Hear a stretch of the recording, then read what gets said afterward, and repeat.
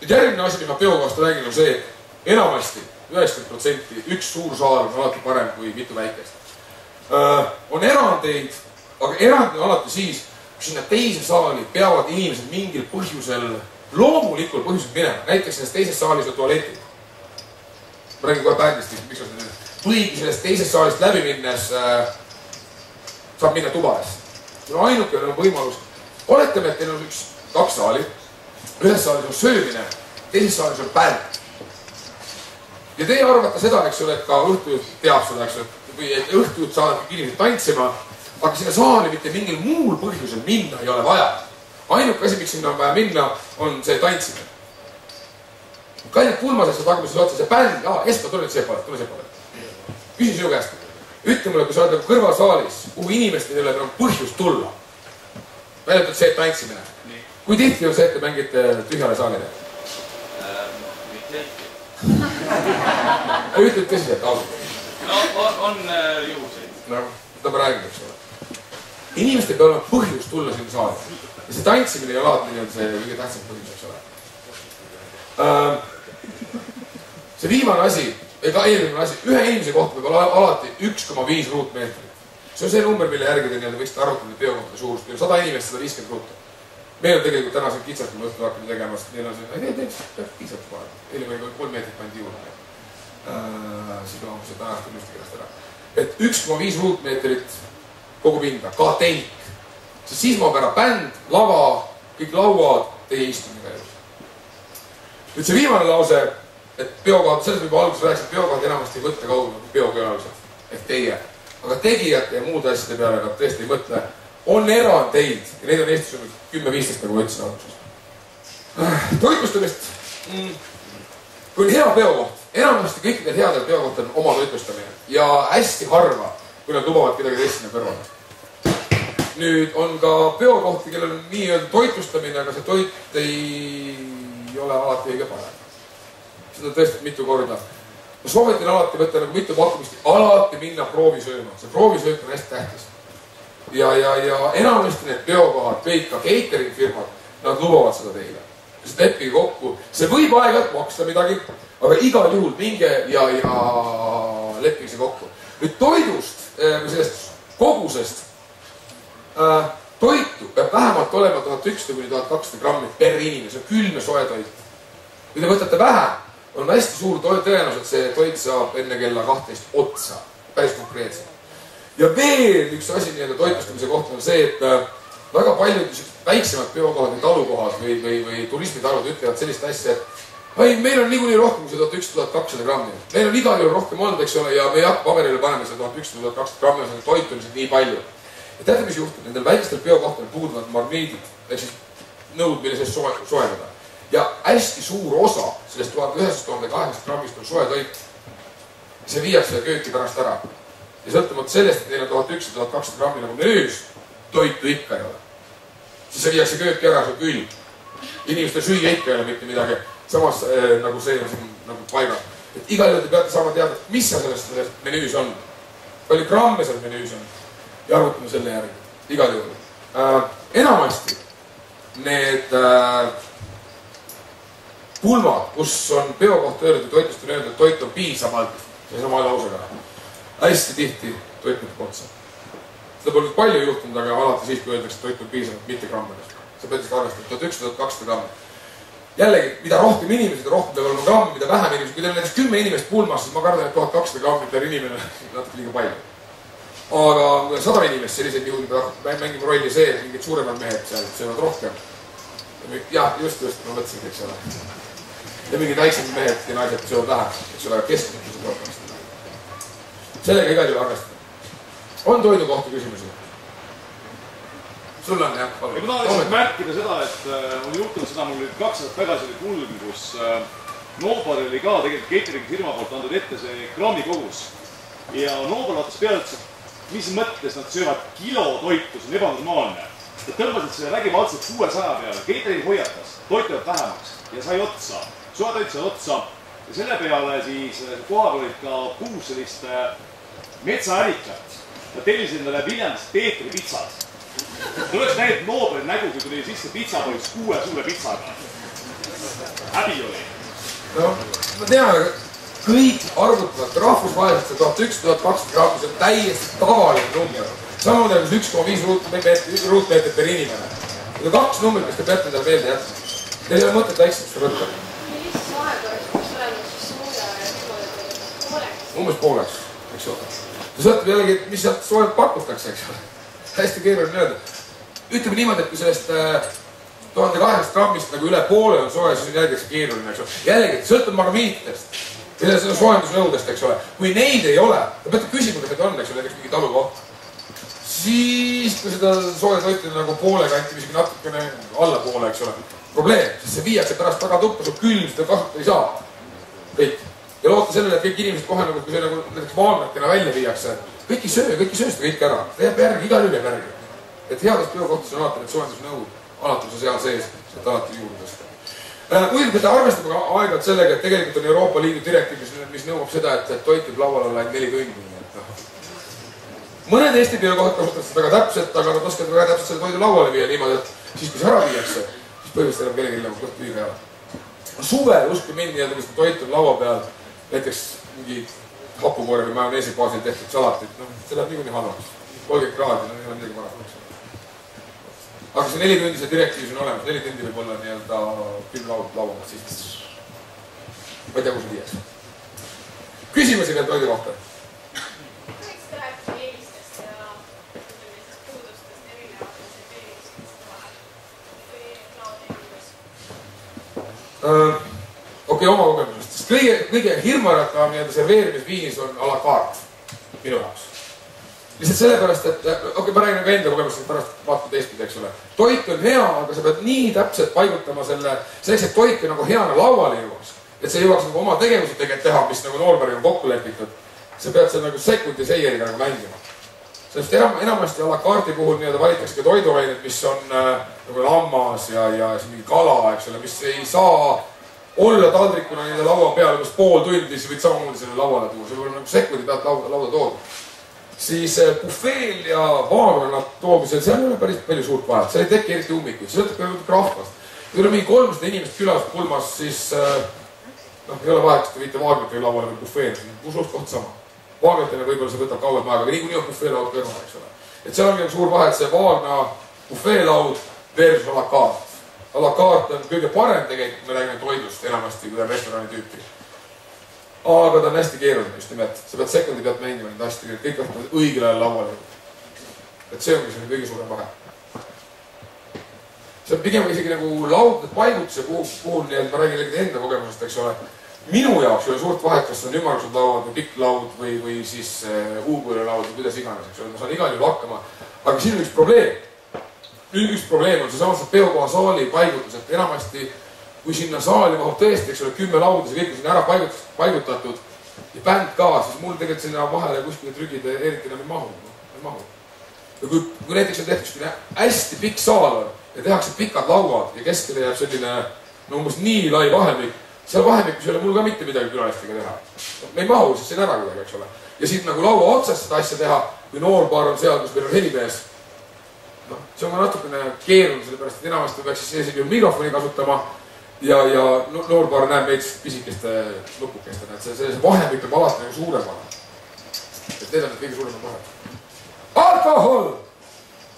Kõige tähtsam asi, mis tuleb meelde jätta, on see, et tegelikult te võite ise odavalt saada, aga enamasti peokohad ei luba teil nii-öelda alkoholi sisse tuua.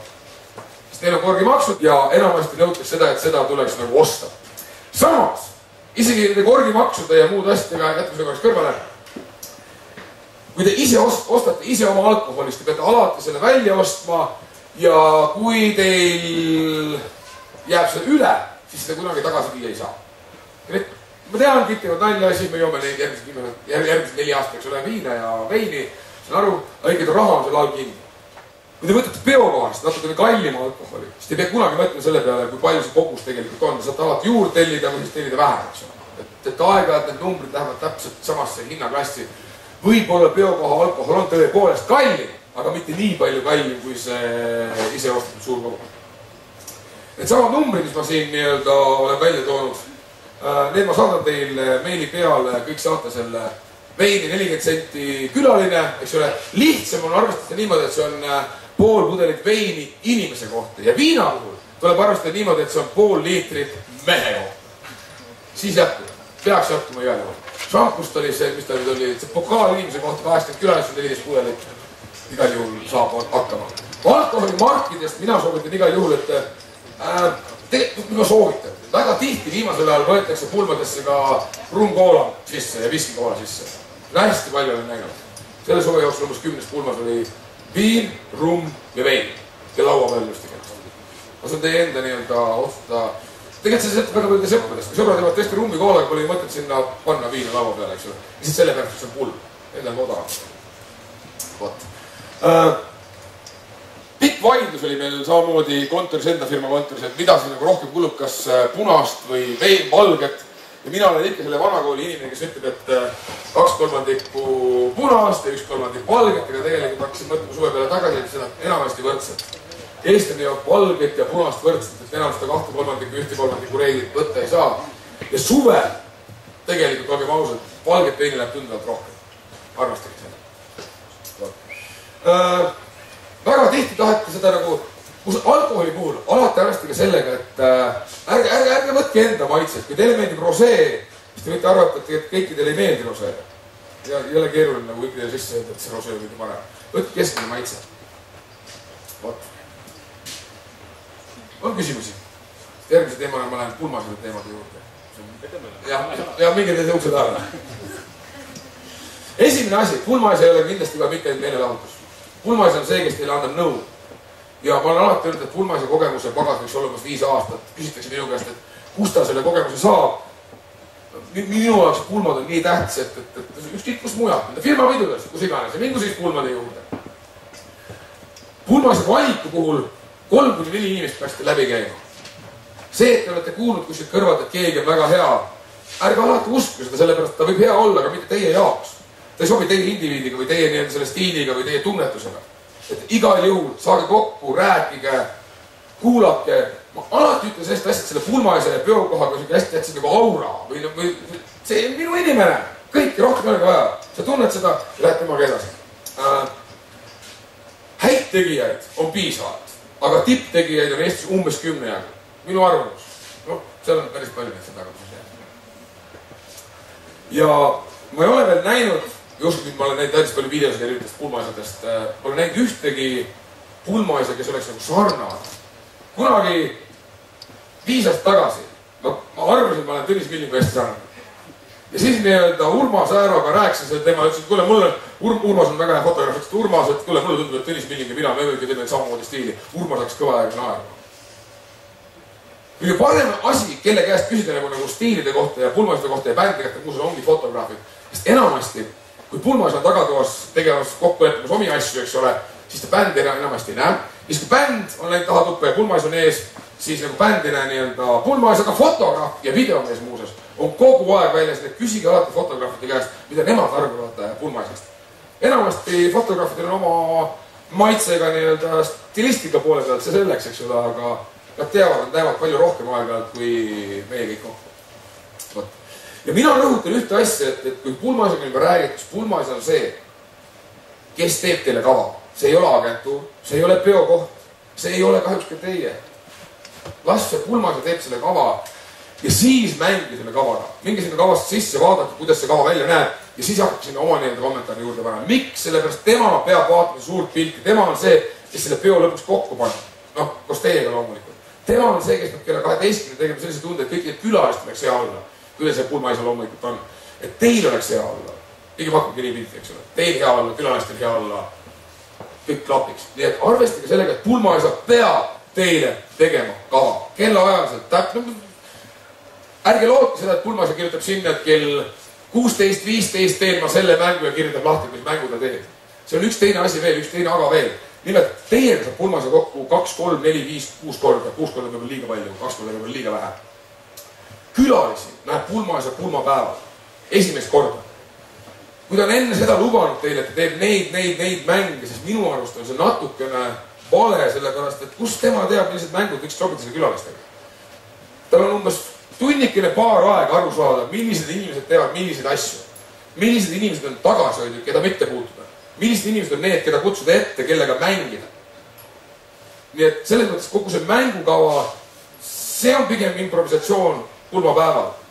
Andke pulmasele ette raamid, millest ta välja ei tohi ostuda. Raamid ette andmine päris lihtne. Ütlesid rahulikult, et kallis pulmaisa, ära tee neid mänge, mis lähevad alapoole tööd. Kõik.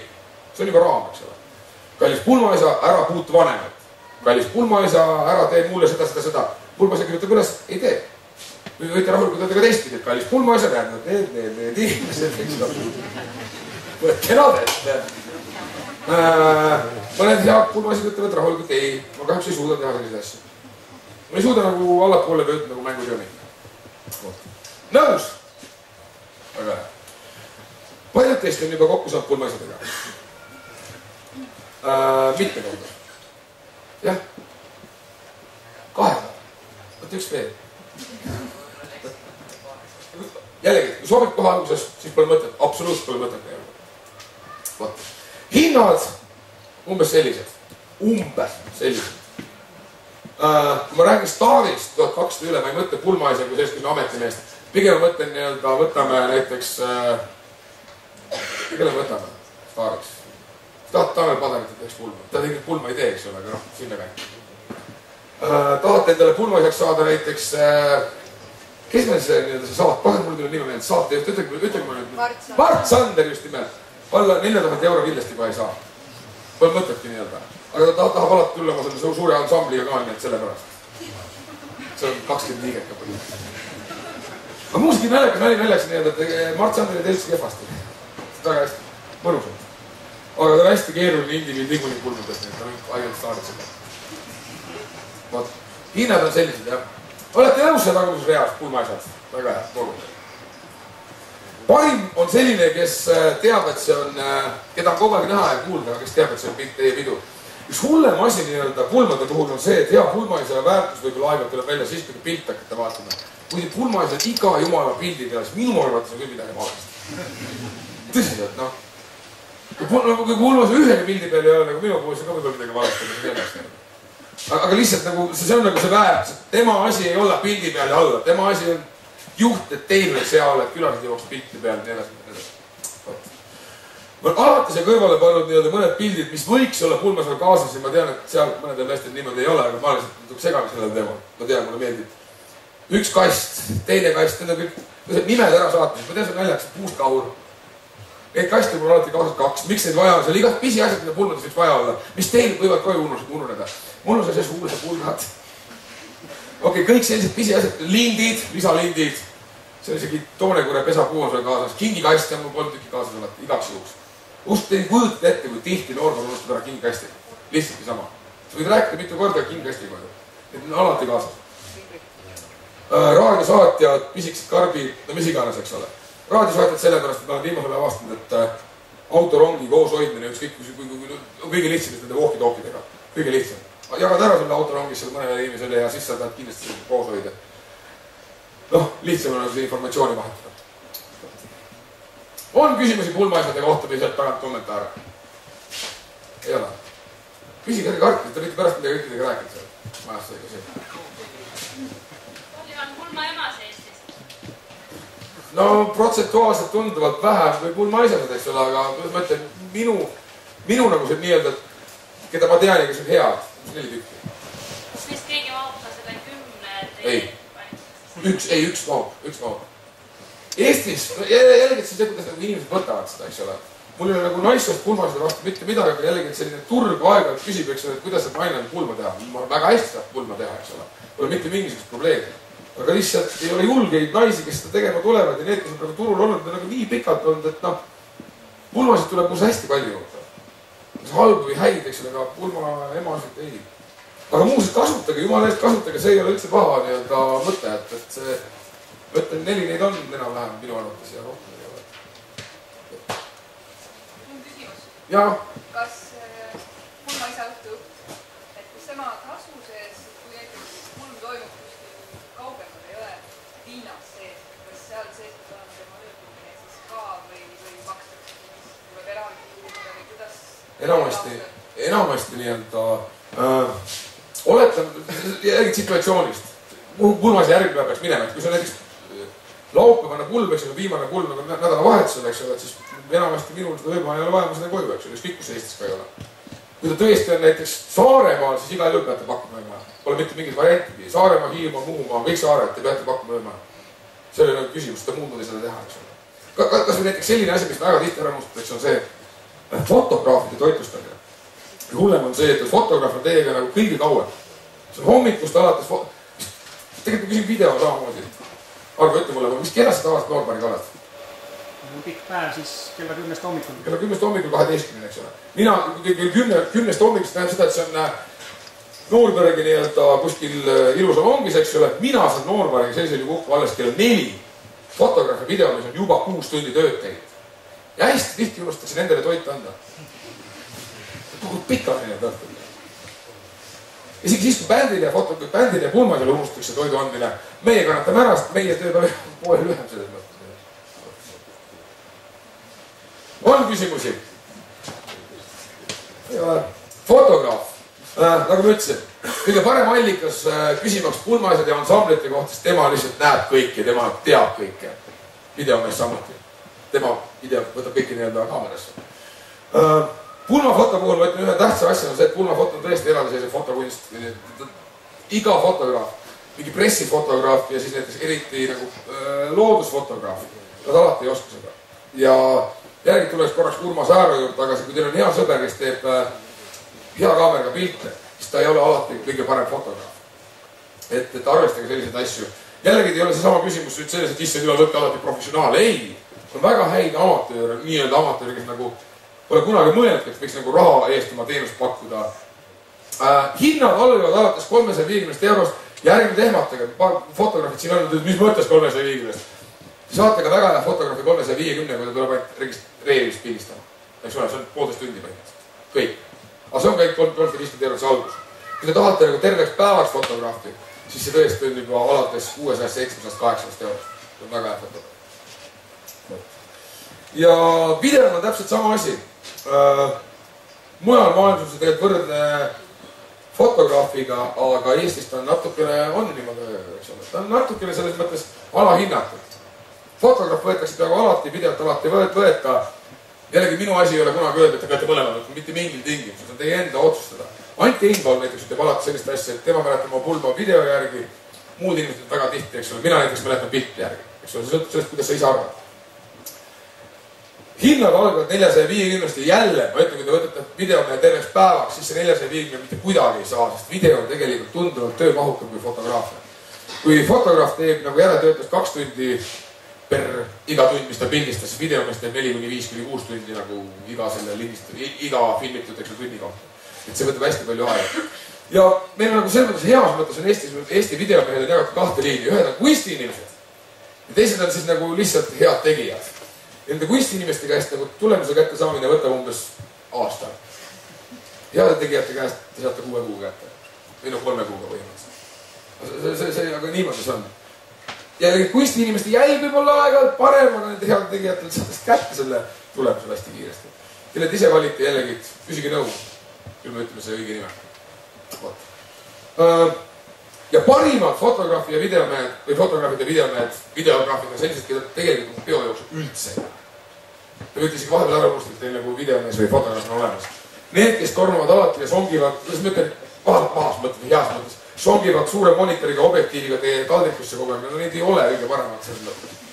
Kõik minu head sõbrad, võtame alates need Annika Messa, Kristiina Männik, Rene Riisalu, Urmas Ääro, keda iganes, Maris Treufeld, siin on neid fotograafid on hästi palju nii-öelda, kes meil tänasegi isegi kohal on. Te ei näe neid. Okei, Kristiina Männiku puhul tuleb öelda ühte asja. Teda alguses kuulete ja näete igal juhul, eks. Tema vaikselt ei oska olla, eks. Aga pärast peo jooksul on tõesti väga plaanid. Neid ei ole näha, vaikselt teevad igal pool tööd. Arvo samuti, kui me räägime videost, eks ole. Ivo samuti. Tõesti vaikselt kuskil mujal. Et ei segada ja pidu. Kõik. On fotograafi video kohta küsimusi?